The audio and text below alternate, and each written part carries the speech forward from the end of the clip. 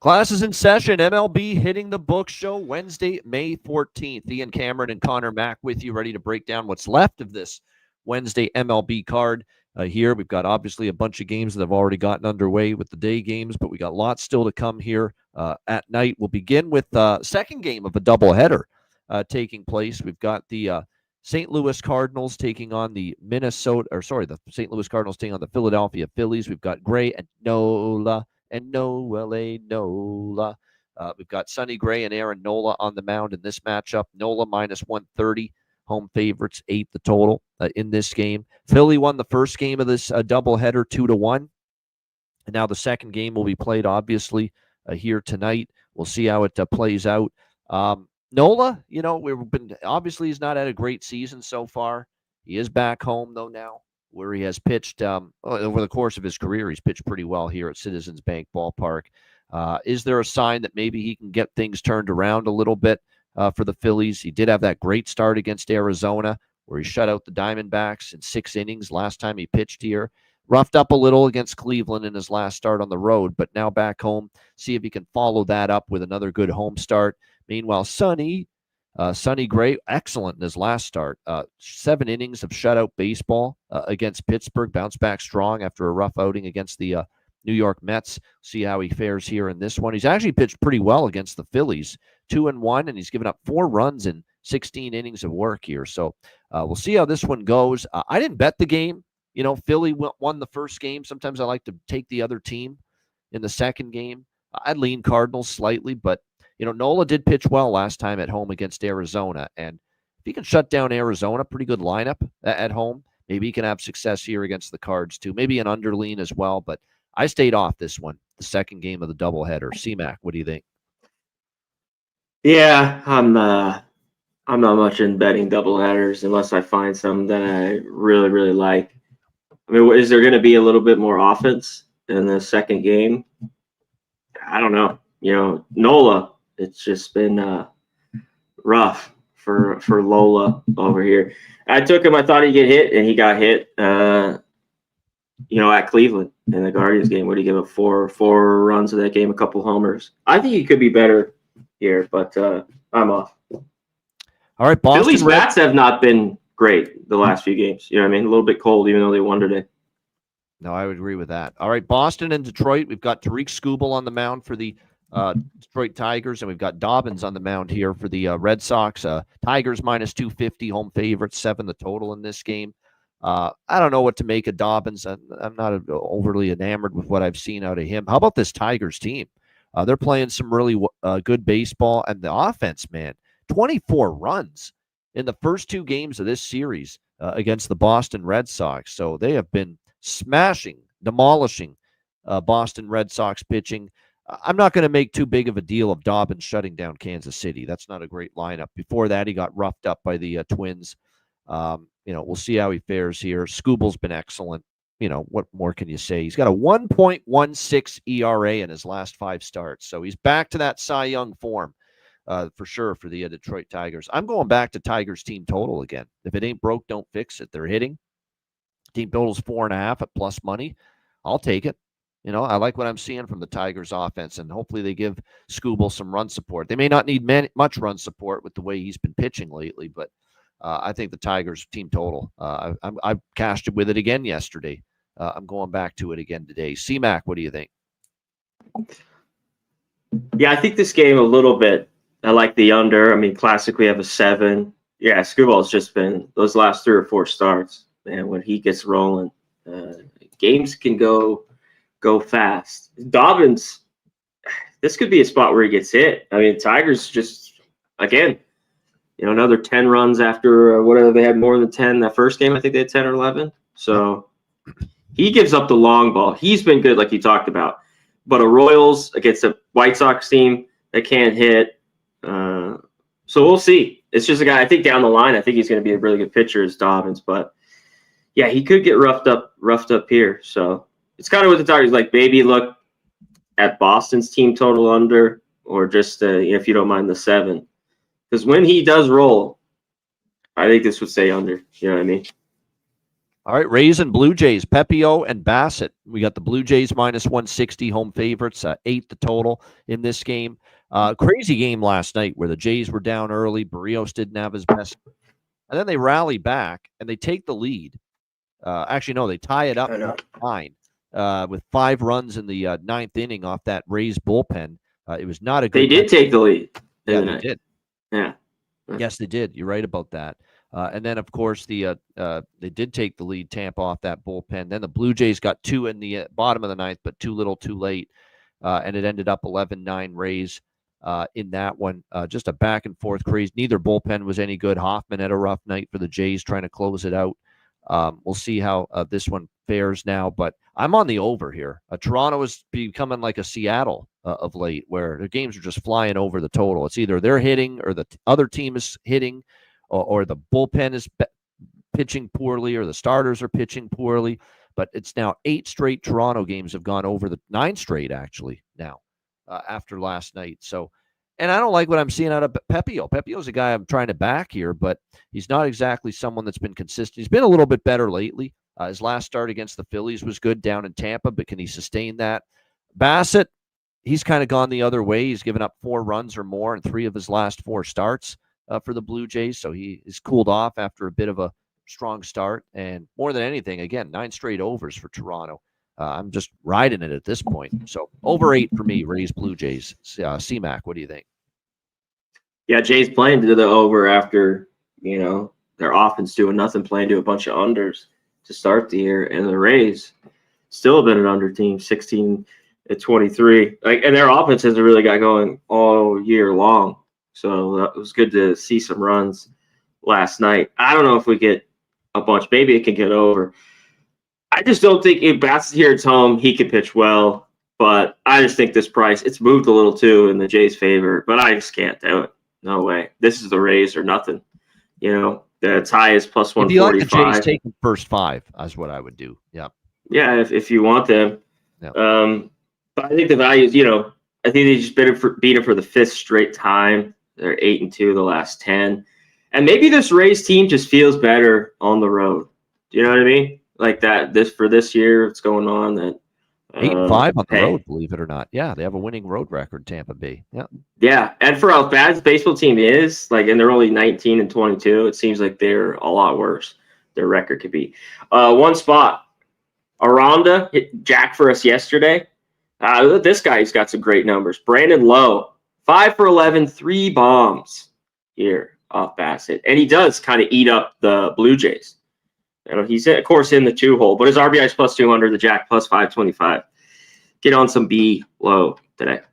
Yeah, Brandon Lowe, I agree with that. He's definitely been solid, and he seems to hit the Jays pretty well. He got a home run against them last night, so no argument. That could be a good look for sure. All right, Pirates and Reds.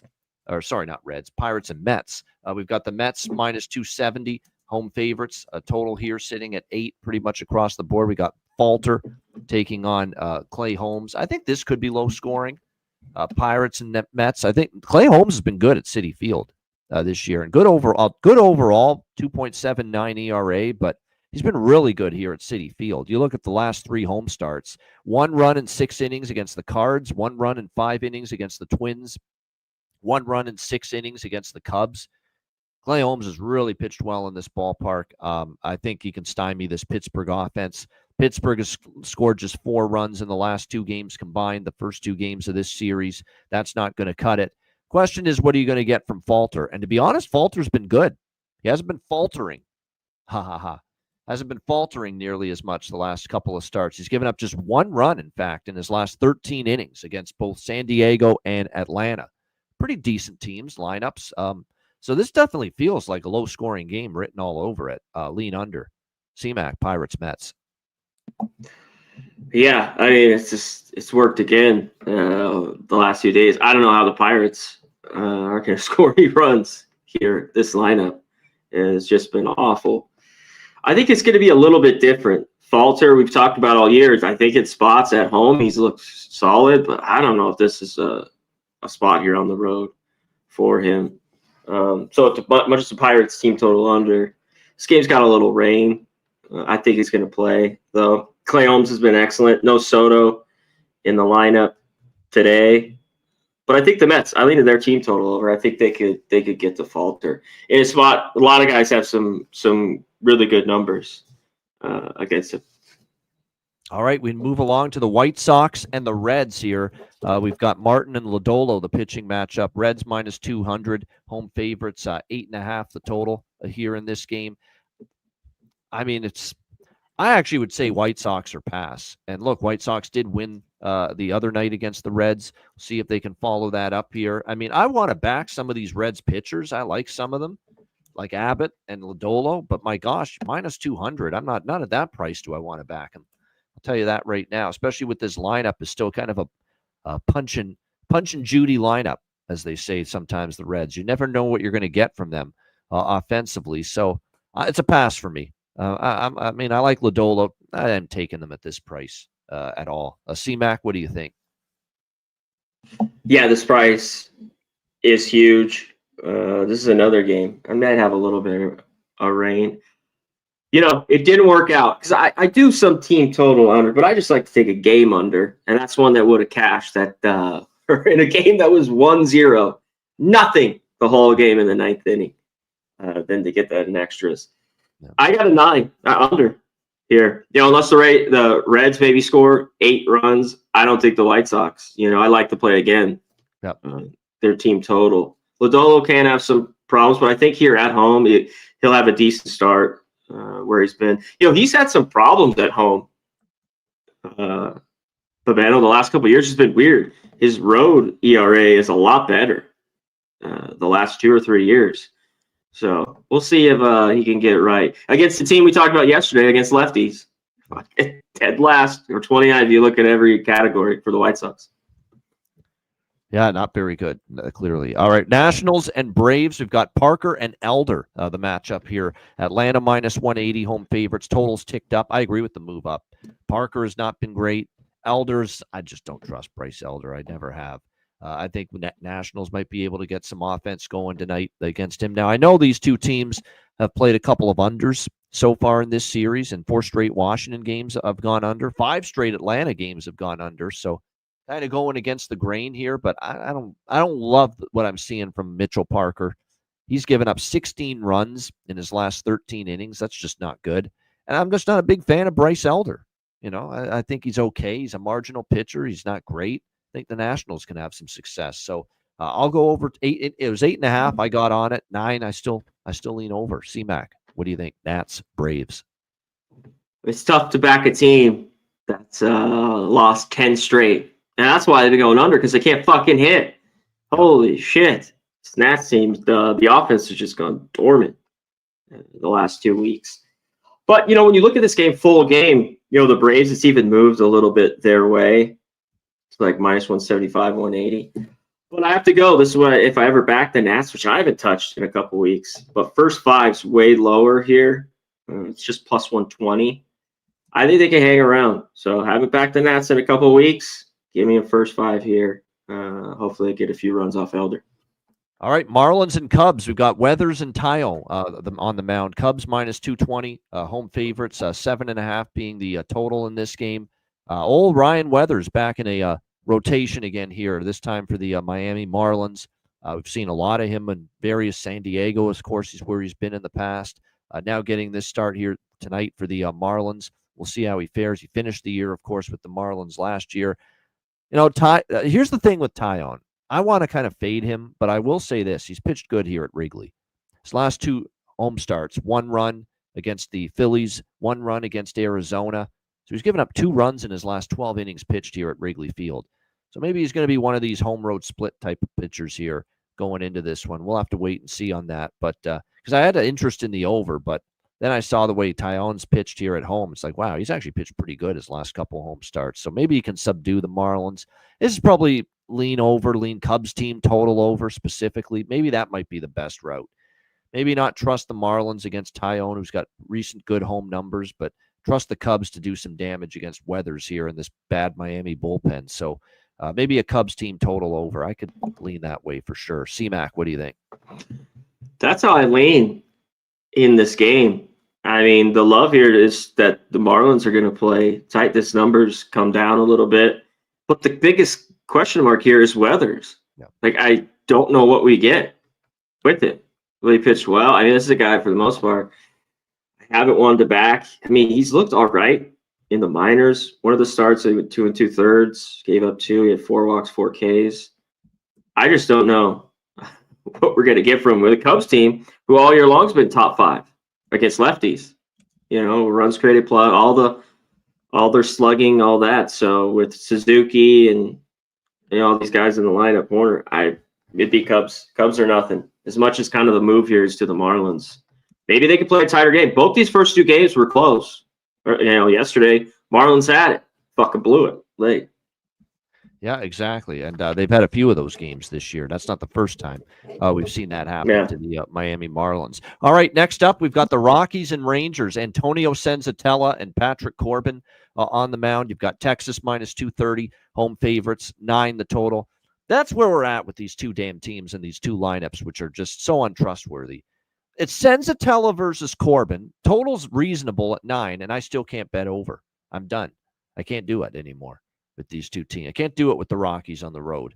Yeah, at home they can hit a little bit, but on the road they just do nothing at the plate, and they've shown it again already here in this series. And Corbin, to the shock of many, including me, he's actually been, pretty damn solid this year, 3.19 ERA, and I could totally see him shutting down the Rockies with what Colorado's doing right now. Senzatella, I want to fade him. He's not good, but even Texas, they've won the first 2 games in this series, but they scored 6 runs in the 2 games combined, 3 runs per game. I'd love to fade these pitchers, but they make bad pitching look decent, these 2 teams. Way too much for my liking. C-Mac, what do you think here, Rockies, Rangers?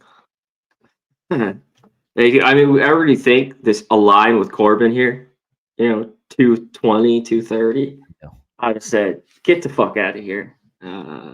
Stop it. But here we are. Rockies are that bad. Both these teams can't score. Texas is one of the best under teams flat out, and the Rockies 17 and 24 to the under, and even better the road. I think it's 6 and 15 or 6 and 16 now after yesterday.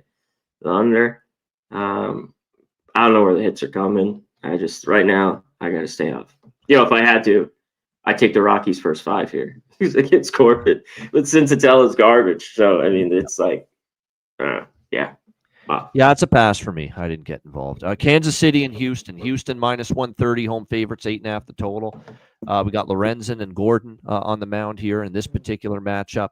We'll see how he fares at Lorenzen, 3.6 ERA. Meanwhile, you're going to have Colton Gordon getting this opportunity here for the Astros. I looked at his peripheral numbers, and nothing that stands out really as spectacular. I'll say this: Lorenzen, has pitched other than 1 bad start in Baltimore. He's given up 1 run or fewer in 3 of his last 4 starts. He's been solid. And KC's 4-0 in his last 4 starts. I took the Royals here, first 5 full game. I think there's some value, plus money. I don't know what to expect out of Colton Gordon. I think Kansas City's worth a shot here as a small road underdog. Lorenzen, again, 4-0 they are in his last 4 starts, the Royals. C-Mac, what do you think? Yeah, what do we get here from good old Colton Gordon? I don't know, this 26-year-old. Journeyman is what I see. Last year, a little bit, yeah, journeyman. He's looked good this year, but the kind of guy that's just like hung around type 500 pitcher or worse in the minors. I don't know if the Royals could do anything. So this game was a pass. I don't blame you for taking him with the guy like this on the mound. At this price, but I just got to pass. And I don't know, Lorenz has been pretty good. I'd rather kind of take him at home. As much as he could get hit, he can be solid. He's been an all-star before, you know what I mean? And sometimes he can keep this ERA just right under 4. And his record's usually 500, which it is right now, 3-3. So, yeah, I'm off. All right, Angels and Padres. We've got Kyle Hendricks on the mound here for the Angels. Randy Vasquez for the Padres. Padres minus 180, home favorites. Total 8.5 here in this game.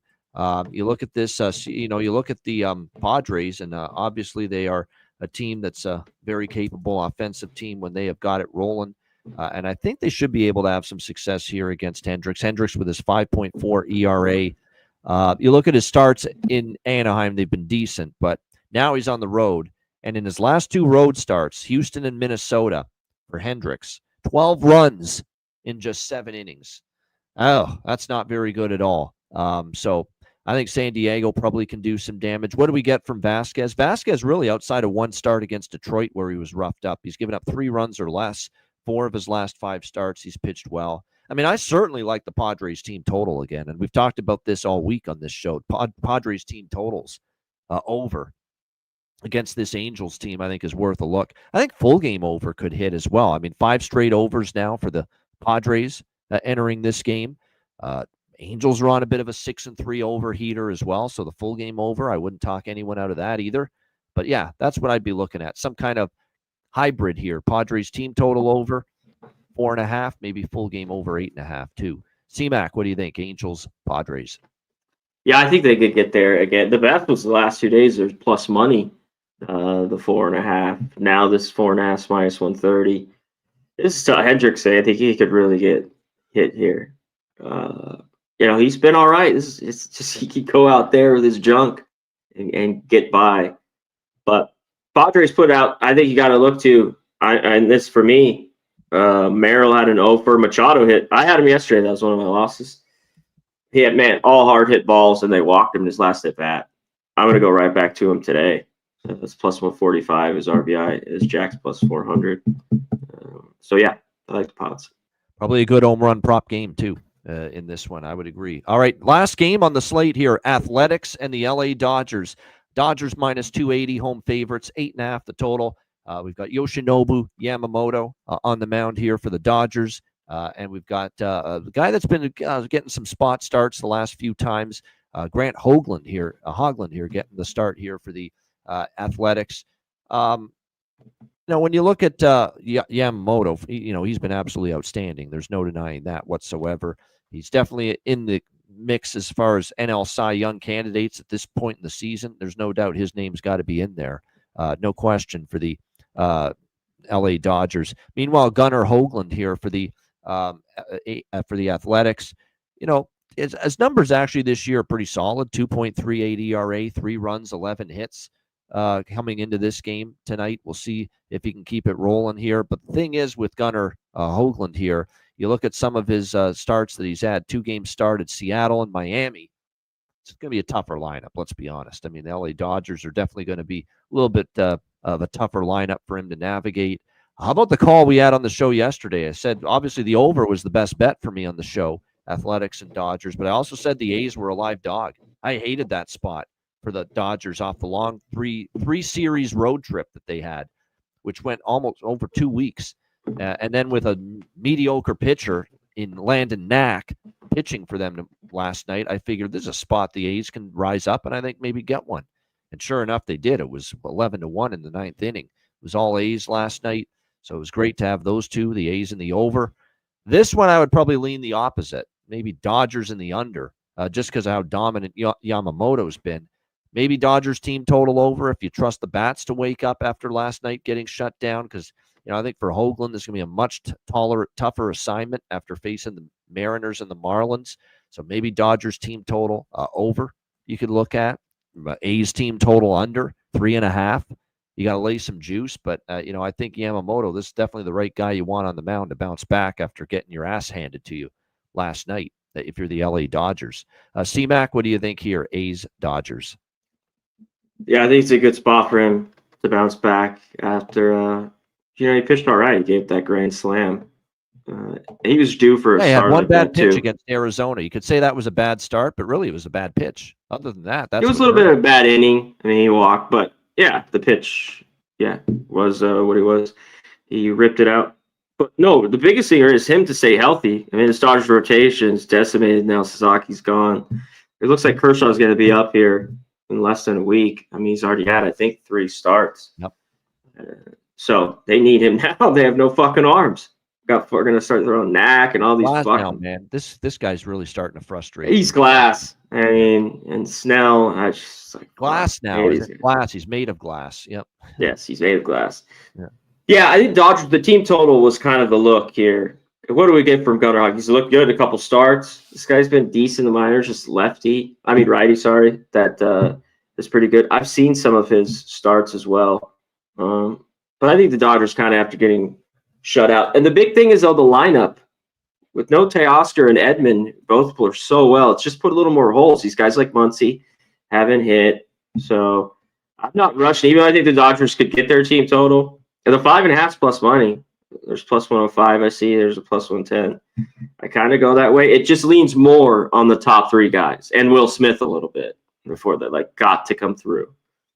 That's kind of the only thing. But I think they can get some runs after being shut out last night. I mean, they got 3 projected starting pitchers on the IL right now, the Dodgers. Roki Sasaki, Blake Snell, and, of course, they've got Tyler Glasnow. We thought we had enough. Now we're needing Ohtani to come back. To get on the fucking mound. Well, that was trying to keep him off the mound, as long as they could. They get that arm loosened up there, Shohei. Yeah.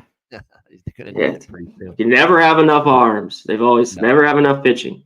No.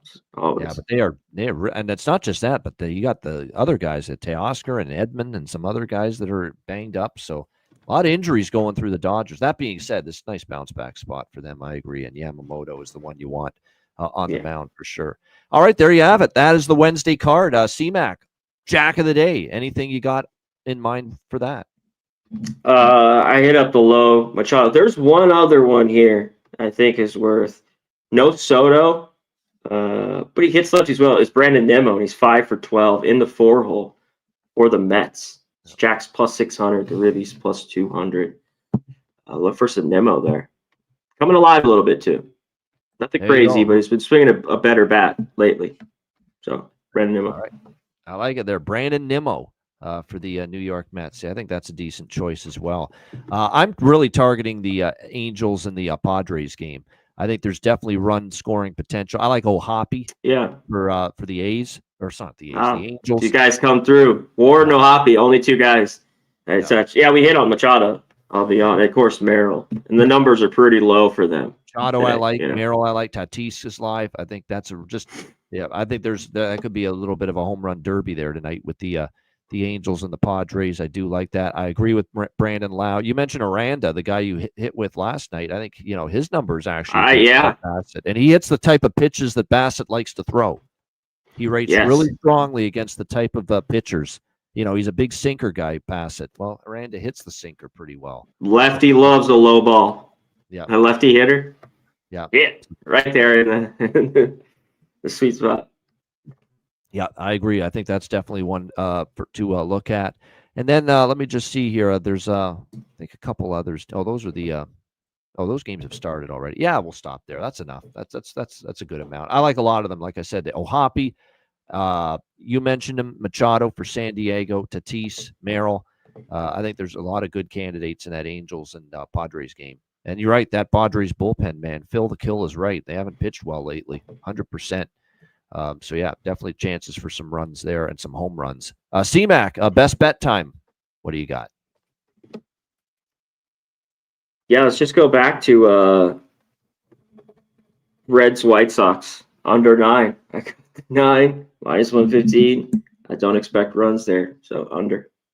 All right, White Sox Reds under 9 for C-Mac with this Wednesday MLB hitting the book show best bet. And my best bet, the over was good to me last night with A's Dodgers. Well, let's see if we can hit another over tonight. And we're going to go to another West Coast game, but not A's Dodgers tonight. We're going with Angels Padres over 8.5 minus 120. I don't trust Hendricks, a 5.4 ERA, 12 runs in his last 7 road innings. 12 runs in his last 7 road innings, Kyle Hendricks. Good luck with that against a hot-hitting Padres lineup. But Randy Vasquez has decent numbers this year. I don't think he's as good as his ERA indicates. And the Angels have picked up their offense here the last few games. So I think the Angels can do a little bit of damage here. And as we mentioned, the Padres bullpen hasn't been lights out lately. So I like runs early. I like runs often in that game. So Angels, Padres, over 8.5, minus 120 for my best bet here for this Wednesday MLB card. Shout out to the chat. We appreciate all of you. Daryl Benton, Nick Alvento, Phil the Kill, Donut Silks, Jorge Herrera, Justin McKelvey, Oldie. We appreciate Jake Kaiser. We appreciate all you guys joining us here. Oh, there's our guy, Nasty Nate. Red Sox smash. I wouldn't have it any other way with Nasty Nate saying that. Sean Smith. What about the Celtics? Didn't say being a Celtics. Celtics. What, you got to get cold feet with your Celtics tonight there? Nah, he'll say it. No. He'll say Celtics. That game could go either way to me, to be honest. I like them in the first half, Boston, tonight. But I would only look at the Knicks full game. I think it's one of these deals like the whole series. Celtics first half, Knicks second half. That kind of deal. Good stuff. Shout out to the chat at the like button. Appreciate it very much. We're off tomorrow. No show on Thursday, but we will be back on Friday for another edition of the MLB Hitting the Books show. For Connor Mack, I'm Ian Cameron. Have a great Wednesday night. Enjoy the games and good luck. And we're back on Friday, 5 p.m. Eastern, 2 p.m. Pacific, for another edition of the MLB Hitting the Books show. Until then, class dismissed.